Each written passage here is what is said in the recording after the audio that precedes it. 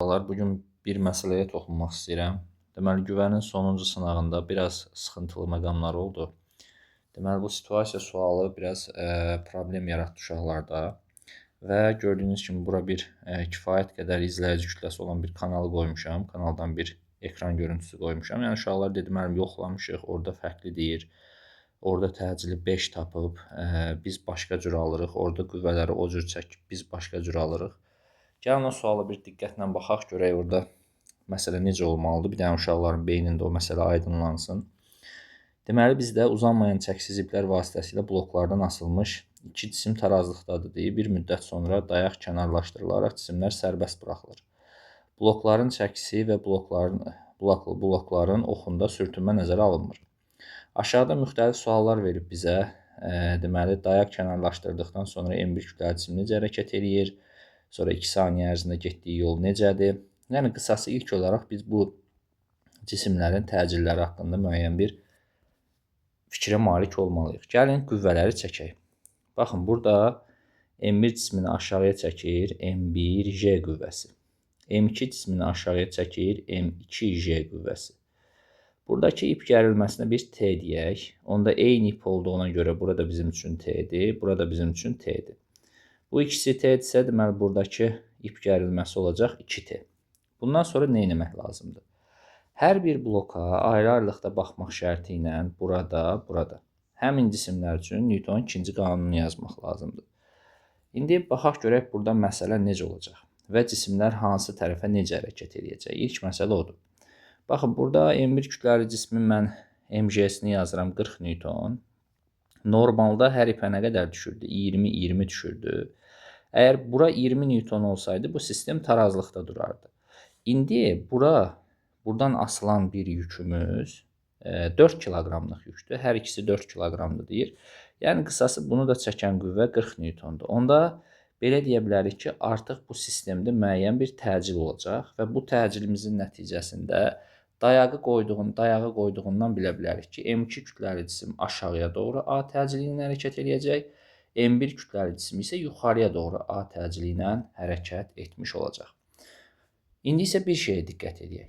Tərpənən blokda ip və yükü xarakterizə edən kəmiyyətlər var idi. Görürük ki, M2 cismi ip olan hissədə bağlanıb. Yəni, blokun ortasına, tərpənməz blokun ortasına M1 cismi bağlanıb. Onda yuxarıya doğru gedən M1 cisminin təcilinə, yəni A1-ə mən bir dənə A desəm, onda aşağıya doğru gələn M2 cisminin təcili, yəni A2-yə 2 dənə A deməliyəm. Məncə, burada anlaşıldı ki, yuxarıya gedəndə, yəni yükün təcili A-dırsa, ipin təcili 2A şəklində qəbul olunacaq. İndi yavaş-yavaş biz başlayaq, bura bir dənə A1 deyək, ədəd qiymətinə A deyəsik, bura bir dənə A2 deyək və başlayaq EMA-nı yazmağa. İlk olaraq bu cismə baxırıq. Bu sistem üçün Newtonun ikinci qanununu bu kənardan yazacağım. Yazıram ki, M1 A1 bərabərdir.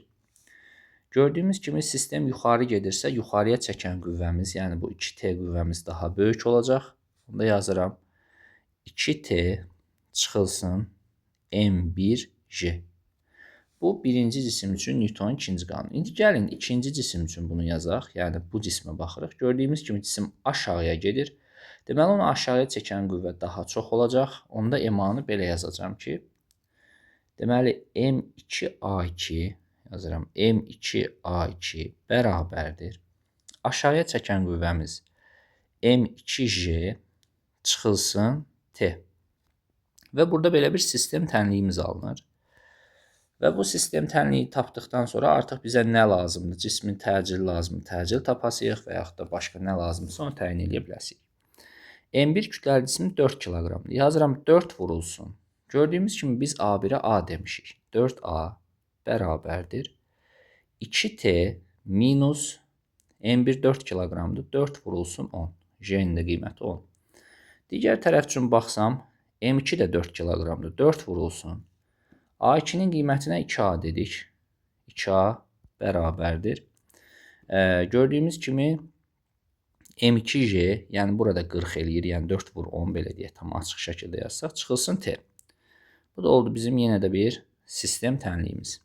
İndi mən burada A-nı təyin eləmək istəyirəmsə, A-nı tapmaq istəyirəmsə, aşağı ifadənin hər bir həddini 2-yə vuraram, sonra da tərəf-tərəfə toplayaram ki, T getsin.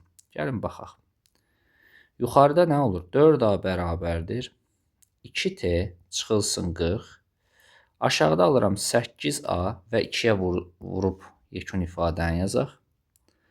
8A-nı 2-yə vuracam, yazıram 16A bərabərdir. Bura 40 edir. 80 çıxılsın 2T. Gəlin bu hər bir həddi tək-tək toplayaq. Bu zaman görək nə olacaq. 16A ilə hər bir həddi toplayırıq tək-tək və belə bir ifadə alırıq. 16A ilə 4A-nı toplayıram. Olur 20A bərabərdir. Lap açıq şəkildə yazsam belə yazacağım. 2T çıxılsın 40 plus 80 min plus lap açıq yazsam mənfi 2T. Gördüyünüz kimi burada bu 2T'lər bir-birini islah eləyir. Mənfi 40 ilə 80-ı toplayıram, müsbət 40 qalır. Və yazıram 20A bərabərdir müsbət 40. A da bərabərdir, aldıq 2. Deməli, sistemin təcilini 2 aldıq. Sistemin təcili tapıldıqdan sonra digər problemlər olmur, yəni başqa bir problem yaranmayacaq. Burada sıxıntı sistemin təcilinin düzgün tapılmamağı idi. Deməli, bu yuxarıdakı bu hissəyə diqqət eləsək, burada sistemin təcili 5 tapılıb. Sistemin təcilini 5 taparkən bu şəklə diqqətlə baxsaz, burada heç uyğun olmayan çəkilişlər yazdım. Aşağı 40 çəkilib, sonra bloku yuxarı 80 çəkib. Yəni, mümkün deyil ki, buradakı cismi yuxarıya, yəni buradakı ipi yuxarıya 80 çəksin. Çünki ip gərilməsi çəki ilə tərazılaşır. Təcilli hərəkətdə çəki MJ-yə bərabər ola bilməz. Yəni, bu yanlış, tamamən yanlış yazılışdır.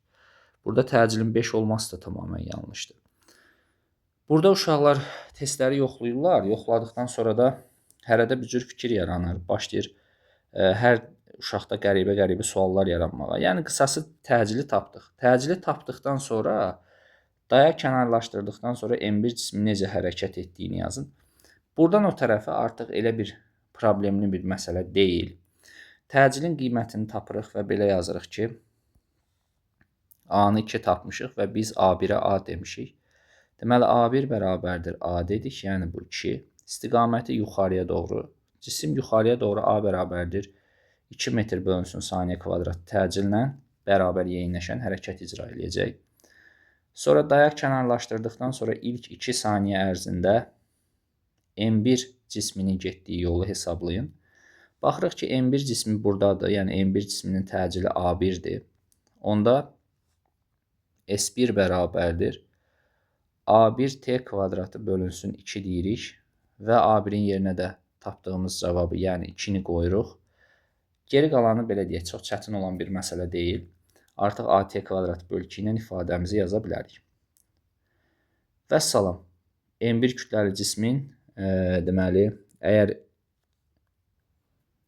burada 1 ilə 2 yeri dəyişik deyilsə, düzgündürsə, heç bir problem yoxdur. Çünki söhbət şəkildən PDF-ə çevrilməkdə gedir. AT kvadrat bölü 2-nin hesablamamızı eləyirik. Burada A-nın yerinə yazırıq 2, vurulsun T-nin də yerinə 2-nin kvadratı bölü 2, 4 metrlik bir yer dəyişmə alırıq. Birinci cismin yer dəyişməsi və yaxud da getdiyi yolu. Dayaq kənarlaşdırdıqdan sonra ilk 2 saniyə ərzində M2 cismin kinetik enerjisinin zamandan asılı qrafikini çəkin.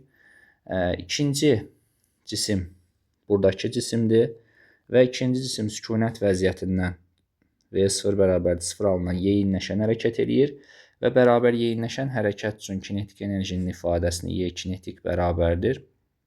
Y kinetikin T-dən asılı qrafikini bu qaydada çəkəsiniz. Burada zamanları mütləq qeyd eləmək lazımdır və kinetik enerji nədədir qiymətini. İndi burada M2 cismi dediyinə görə mən A2 bərabərdir yuxarıda gördüyümüz kimi A2-yə 2 dənə A demişik. A2 bərabərdir 2A'dır.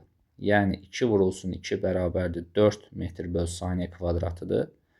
Və bundan sonra 2 saniyə sonra ikinci cismin sürətini tapacam, yəni V2-sini tapacam. Sükunətdən hərəkət edir deyə A2 vurulsun T deyirik. Və A2-mizin qiyməti 4-dür, T-miz də 2 saniyədir. Buraya 8 metr bölünsün saniyə.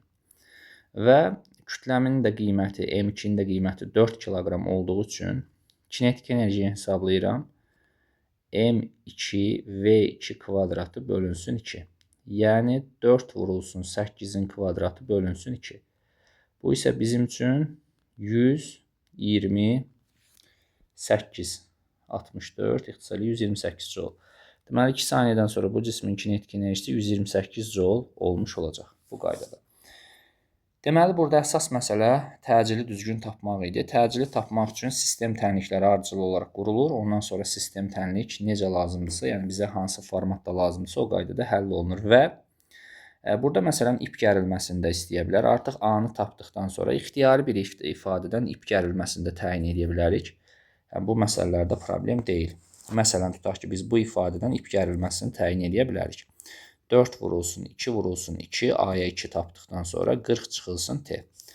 Və buradan T-ni təyin edə bilərik ki, deməli 16 bərabərdir 40 çıxılsın T və buradan T üçün tapırıq 40 çıx 16 eləyir 24. 24 newtonluq bir ip gərilməsi alırıq. Gördüyümüz kimi artıq T-nin qiyməti burada 24-dür, burada da 24-dür, burada da 24-dür, burada isə 48-dir. Bu qaydada ip gərilməsi də lazım olsa təyin edə bilərik. Yəni uşaqlar, bir məsələnin doğru və ya yanlış olduğunu birbaşa plusunu, minusunu qoymamışdan qabaq bir öz-özümüzə düşünək ki, bu həqiqətən də belə ola bilər ya yox. Birbaşa gözü yumulu hər şeyə inanmaq olmaz.